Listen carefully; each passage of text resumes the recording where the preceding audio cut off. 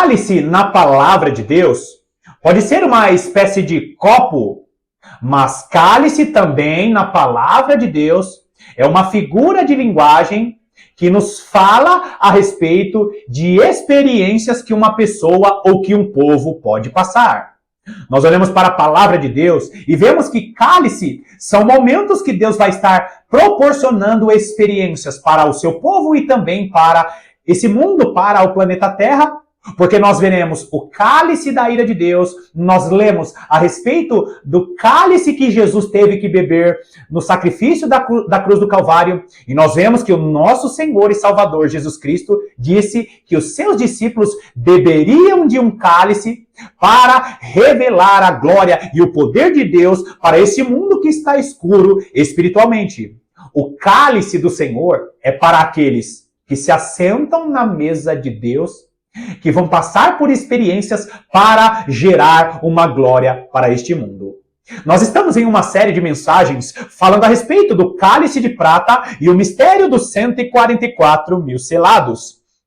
Esse aqui é o quarto vídeo da nossa série e eu preciso muito que você assista aos vídeos anteriores, que você conecte os estudos que eu estou sempre mencionando aqui, porque eu sei que, infelizmente, muitos cristãos não têm paciência para meditar de maneira profunda na palavra de Deus. Seja muito bem-vindo a mais essa meditação do canal A Lâmpada para os Meus Pés.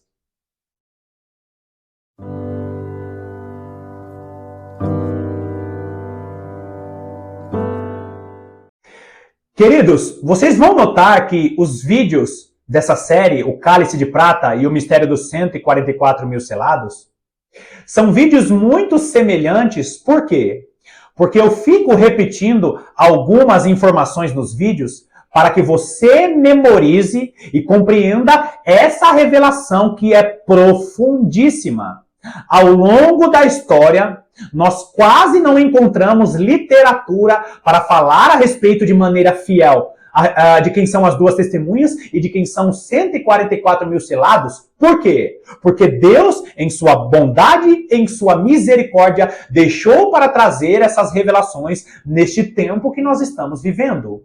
Não existem revelações novas. O que existe é Deus estar abrindo os olhos dos seus servos para este período, porque a igreja dos últimos dias precisa saber qual é a rota, precisa saber qual é o mapa que ela vai estar percorrendo, assim como o Senhor Deus, através do Espírito Santo, através da asa da grande águia, conduziu a igreja do Antigo Testamento, conduziu Israel na época do Egito no Antigo Testamento, assim Deus vai estar conduzindo a igreja ao deserto dos povos através das duas asas da grande águia nos últimos dias. Então, queridos, é muito importante que você acompanhe os estudos que eu tenho mencionado aqui, porque quanto mais você medita na palavra de Deus e ora em cima dessas meditações, a sua lâmpada vai ficar acesa e Deus vai abrindo o seu entendimento para essas revelações profundíssimas.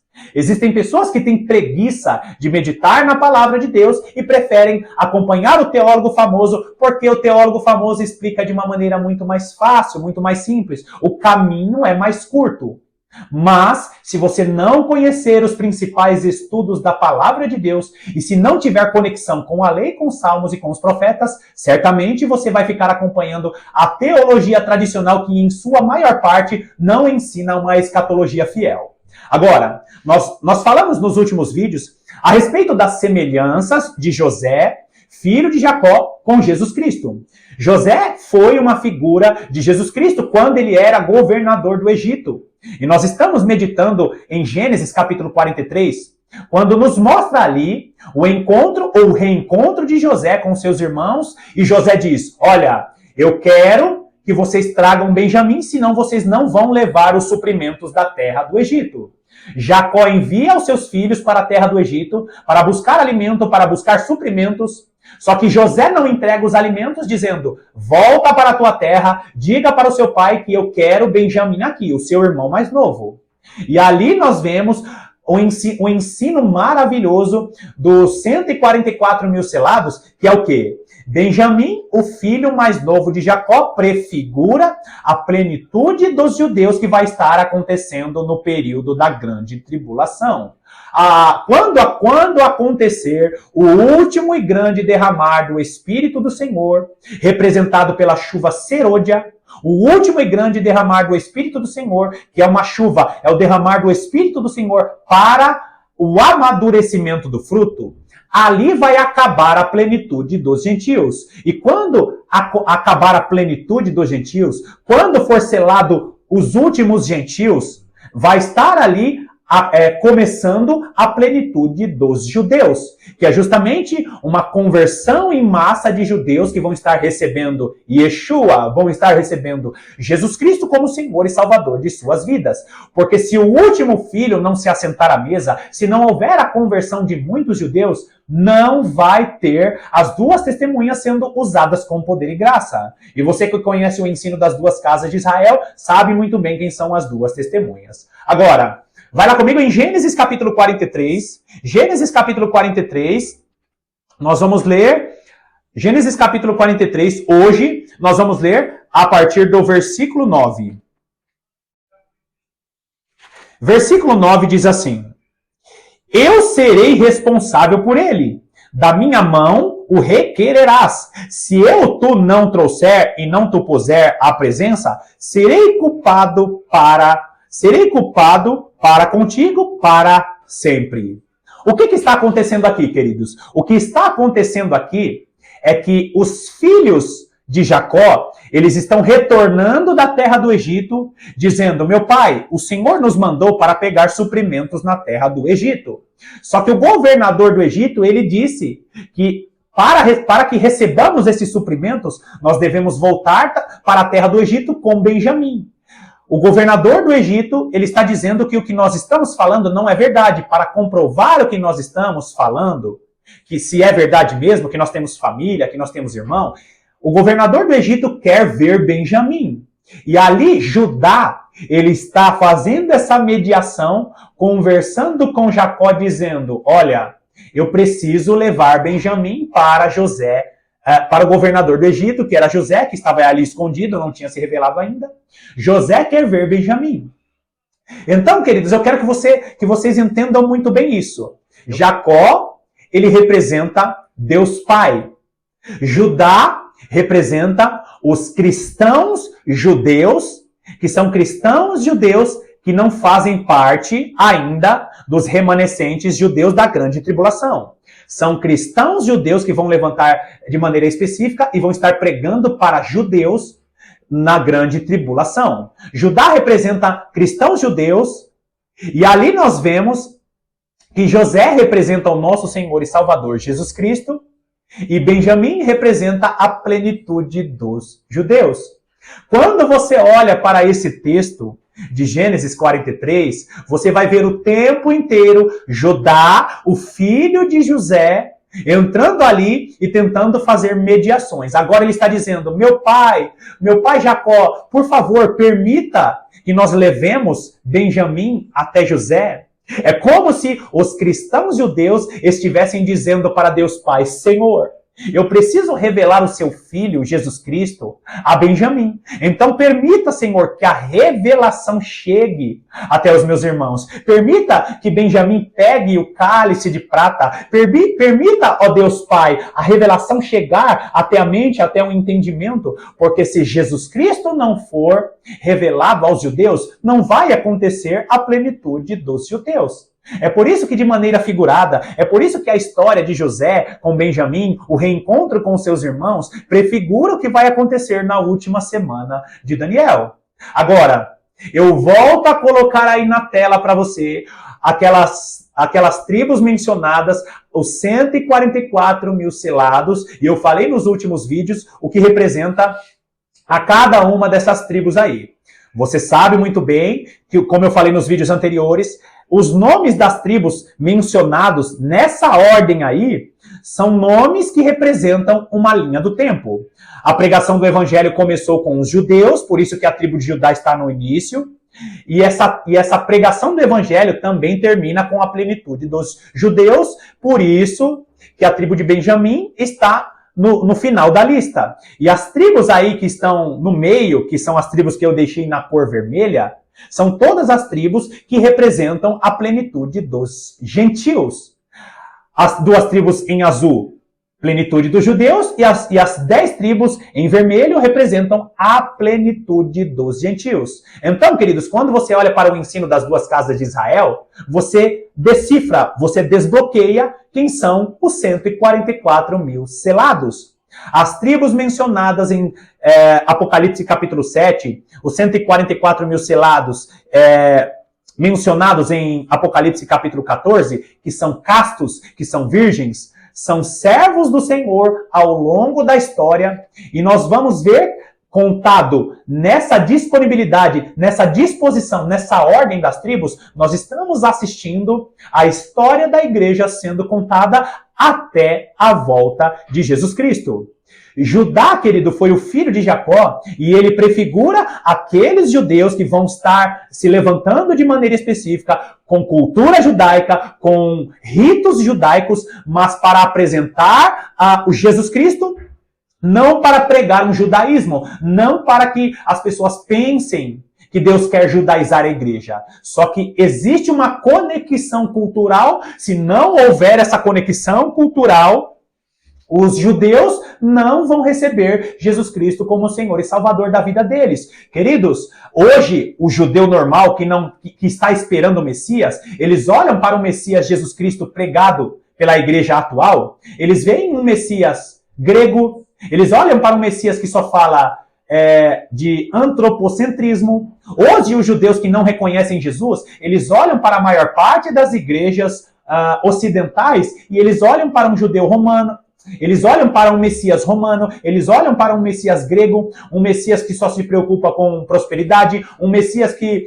tem ritos estranhos à antiga aliança, porque o Messias verdadeiro, ele está conectado com a antiga aliança. Jesus Cristo, ele veio estabelecer a nova aliança, e nós não precisamos seguir ritos judaicos para sermos salvos. Porém, os ritos judaicos da antiga aliança são cerimônias que vão fazer conexões dos cristãos judeus para os judeus que não têm Jesus Cristo como Messias. Você precisa entender o mistério e a revelação que o apóstolo Paulo recebeu, e é por isso que ele vai escrever nas cartas: me fiz judeu para ganhar os judeus, me fiz grego para ganhar o grego. Ou seja, ele usa a cultura judaica para alcançar os judeus. Eu não estou dizendo que o que é praticado na antiga aliança não são coisas que não devem ser praticadas. Eu preciso que você assista ao vídeo anterior para você entender a importância da antiga aliança hoje,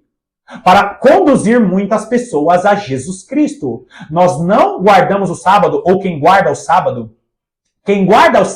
não guarda o sábado para ser salvo, mas quem guarda o sábado hoje, guarda o sábado sabendo que o sábado, ele não é para a salvação, mas o sábado, ele conduz as pessoas para ser salvo em Jesus Cristo. Se você é um cristão judeu, você não precisa guardar o sábado. Você já é salvo em Jesus Cristo. Mas se você decidir guardar o sábado, saiba que isso é agradável ao Senhor, porque você está cumprindo um rito da antiga aliança, apontando para o Jesus da nova aliança. Então, queridos, nós precisamos ter o equilíbrio, e aquele cristão que pensa que vai sair de qualquer maneira pregando para um judeu a respeito de Jesus Cristo, esse aí não entendeu a conexão de cristãos judeus, que são realmente judeus, descendentes de judeus, porque Deus estará levantando judeus messiânicos para pregar para os israelitas, para os judeus da nação de Israel.